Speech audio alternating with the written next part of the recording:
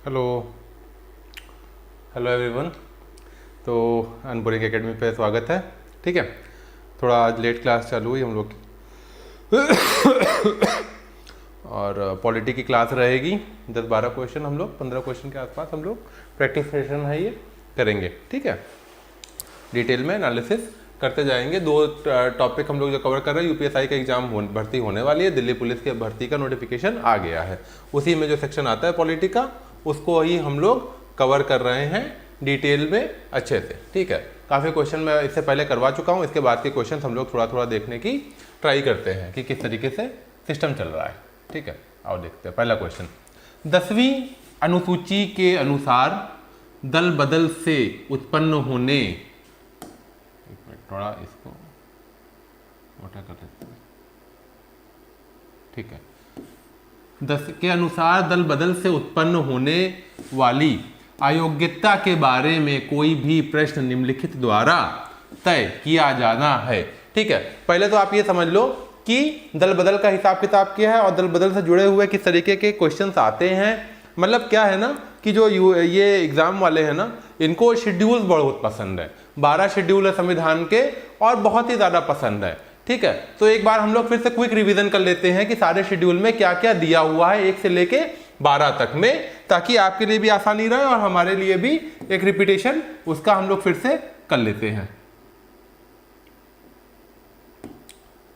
चलिए ठीक है, पहले शेड्यूल में क्या है, भारत की सीमा और उसके जुड़े हुए राज्यों की सीमा। दूसरे शेड्यूल में क्या है, दूसरे शेड्यूल में पैसे की बात है, सैलरी, प्रिविलेज। तीसरे में क्या है, ओथ की बात है। चौथे में क्या है, राज्यसभा के द्वारा राज्यसभा में कितनी सीट दी गई है। 5वें और 6वें में क्या है, एसटी एरिया के जो है प्रोविजंस दिए गए हैं। 7वां जो है रिपील है। 8वां भाषा पे है। 9वां जो है जो पहले संविधान संशोधन के माध्यम से जोड़ा गया था उसका कोई मामला मतलब अब है नहीं।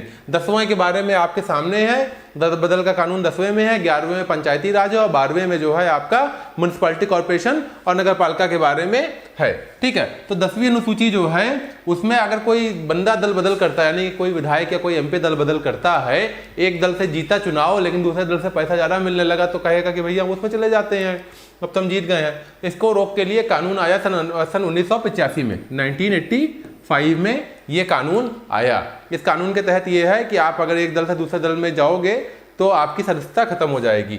लेकिन इससे जुड़े हुए बहुत ढेर सारे सवाल उठते हैं कि मतलब किस तरीके से जो है दल बदल संभव है, सही है, गलत है, क्या नहीं है। जैसे कि इसमें एक शर्त ये है, अगर टोटल 2/3 लोग किसी पार्टी से टूट के दूसरी पार्टी में चले जाएं तो उसको दल बदल कानून कवर नहीं करता है। ठीक है, अब इस तरीके के सवाल जब उठते हैं तो कौन इस चीज का निर्णय लेता है, तो इस चीज का निर्णय जो लेता है वो स्पीकर है, सदन का पीठासीन अधिकारी, यानी कि स्पीकर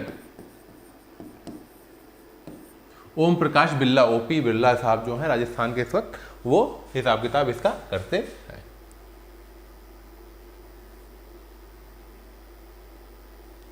शपथ और अभिपुष्टि के रूप में भारत के संविधान की अनुसूची में उल्लेख किया गया है। देखो मैं बार बार बोल रहा हूं ना कि अनुसूची से बड़ा प्यार है और अनुसूची के ऊपर खूब सवाल पूछा जाता रहता है कि कौन सी अनुसूची में क्या दिया गया है।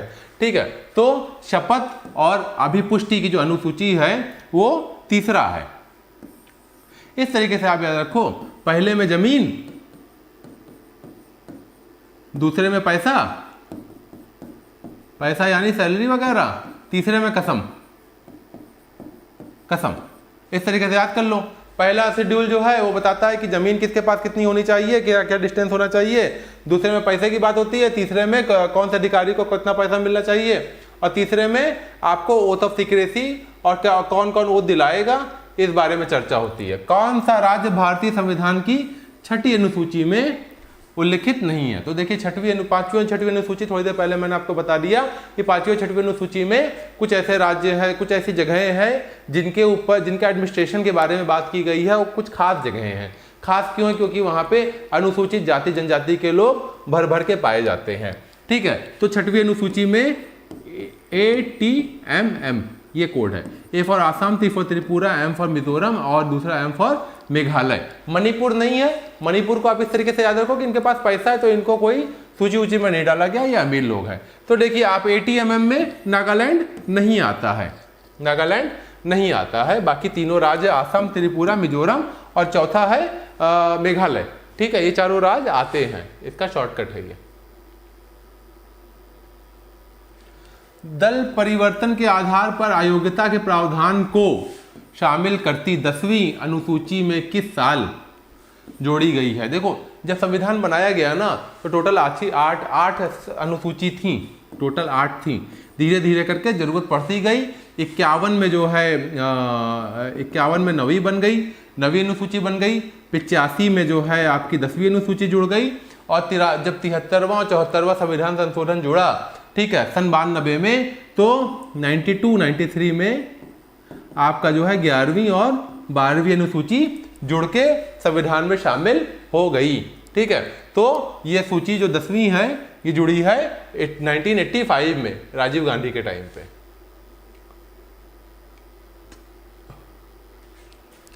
संविधान की निम्नलिखित अनुसूची में से किसका सही मेल नहीं है?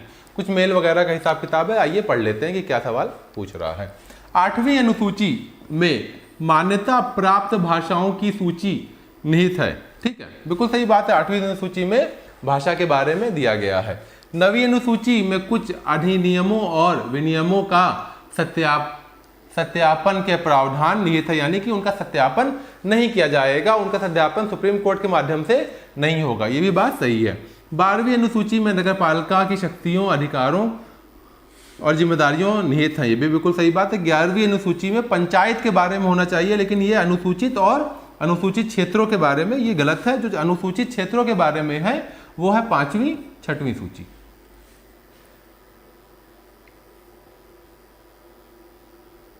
अगला सवाल देखते हैं। निम्नलिखित में से कौन सी भाषा संविधान की रचना के समय 8वीं अनुसूची में उल्लिखित नहीं थी? ठीक है, तो जब हमारा संविधान का आया तो टोटल 14 भाषाएं उसमें सम्मिलित थी, यहां तक कि संस्कृत भी इसका हिस्सा नहीं थी। धीरे धीरे करके कई भाषाएं बाद में जोड़ी गई। तो सवाल क्या कह रहा है कि जब और अभी कितनी है? अभी ये टोटल 24। ठीक है, यानी 10 भाषाएं बाद में जोड़ी गई हैं। तो सबसे पहले जो ये सवाल पूछा कि वो कौन सी भाषा थी जो 14 में इंक्लूडेड थी। सबसे पहले जब 8वां शेड्यूल बना था तो कौन सी भाषा उसमें थी? तो वो थी हमारी कश्मीरी। सिंधी, कोंकणी और बोहो, ये सारी जो है भाषाएं बाद में अलग अलग संविधान संशोधन के तहत जोड़ी गई है। शायद सिंधी जो है 65 में जोड़ी गई है, if I am not wrong, और कोंकणी जो जोड़ी गई है 92 में, और बोहो भी उसी के आसपास में जोड़ी गई है।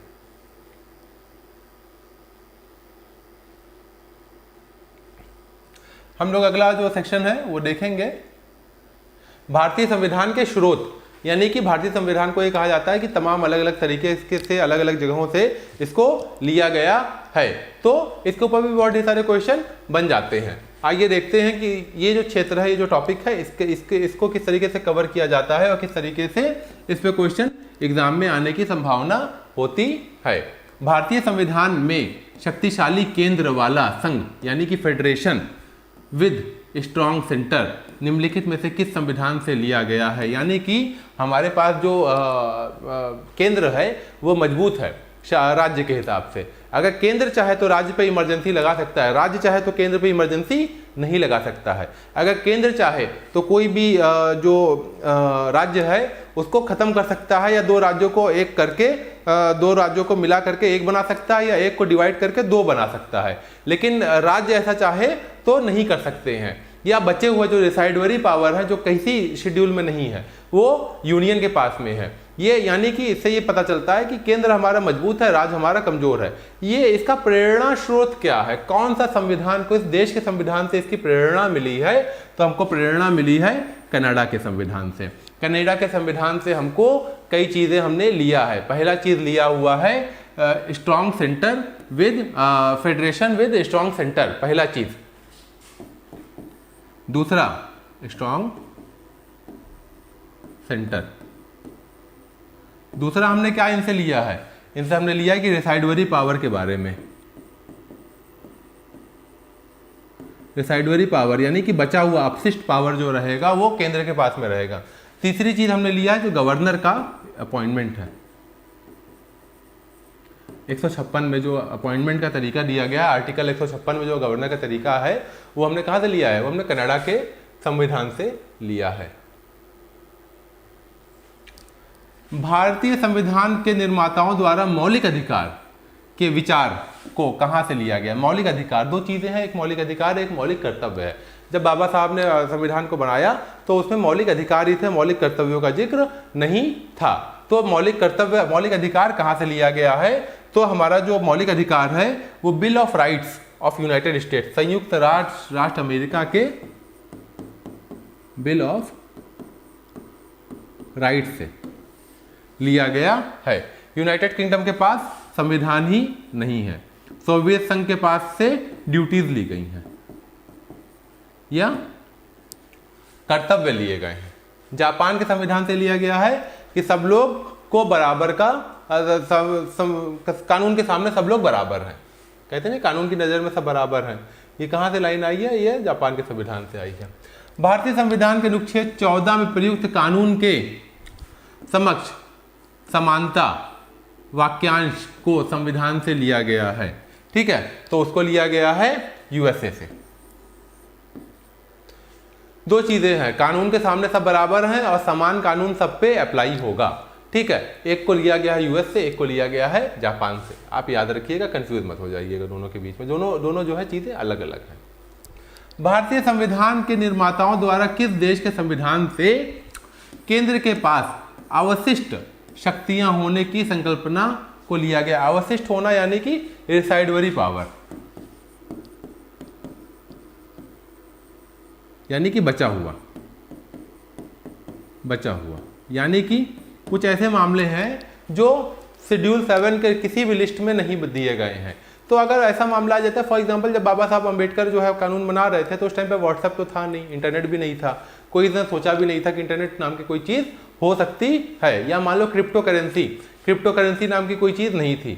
अब आज को मान लो कानून बनाना पड़े क्रिप्टो करेंसी पे, तो लेकिन वो कहीं दिया नहीं है, तो ऐसा नहीं कि कानून नहीं बनेगा। संविधान में साफ साफ ये लिखा हुआ है कि अवशिष्ट शक्तियाँ जो कहीं नहीं मेंशन है वो कहाँ से वहाँ वो किसके पास रहेंगी? वो यूनियन के पास रहेगी, केंद्र के पास रहेगी। और ये प्रावधान लिया गया है हमारा कनाडा से, क्योंकि कनाडा का कानून ये कहता है कि केंद्र मजबूत रहे और केंद्र के पास ज़्यादा शक्तियाँ होनी चाहिए। भारतीय संविधान के उद्देशिका में व्यक्त किए गए सामाजिक, आर्थिक और राजनीतिक का आदर्श लिया गया है, ठीक है। सामाजिक यानी का आदर्श से लिया गया है, ठीक है। किसकी क्रांति से लिया गया है? तो देखिए सब लोग ने पढ़ा है, सबसे जो इंपॉर्टेंट क्रांति है जिसने देश को, दुनिया को बदल के रख दिया, वो है फ्रांसीसी क्रांति, लिबर्टी, इक्वालिटी और फ्रेटर्निटी। तो इस तरीके की जो चीज़ें हैं ये फ्रांस की क्रांति से हम लोग का जो देश है, रिपब्लिक वाली जो चीज़ें हैं, रिपब्लिक है, सामाजिक है, आर्थिक है, ठीक है, फ्रीडम ऑफ जो है स्पीच है, तमाम चीज़ें हैं हम लोग ने वो अलग अलग क्रांतियों से हम लोग ने मोटिवेट होकर डाला है। तो उसमें फ्रांस की क्रांति से हम लोग काफ़ी प्रभावित रहे हैं। नेपोलियन के टाइम पे क्रांति हुई थी, ठीक है। तो आज की क्लास छोटी सी रखते हैं, इतनी ही रखते हैं। काम की लगी हो तो आप लोग लाइक कीजिएगा, सब्सक्राइब कीजिएगा। सब्सक्राइब कर देंगे तो कभी भी भविष्य में मेरा कोई क्लास रहेगी तो नोटिफिकेशन आपको आ जाएगा। Thank you so much for watching this video.